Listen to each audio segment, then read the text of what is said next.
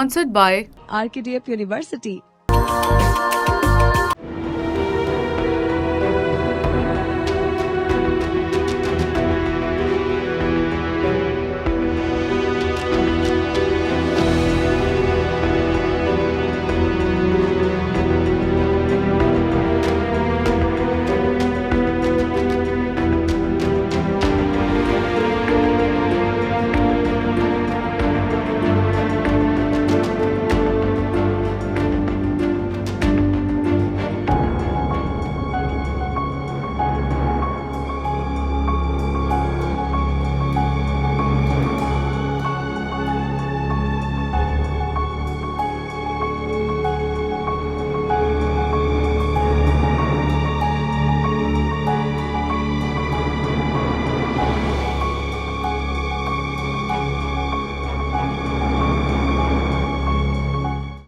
Today, it was a strong shake right from the beginning, and it continued to get stronger.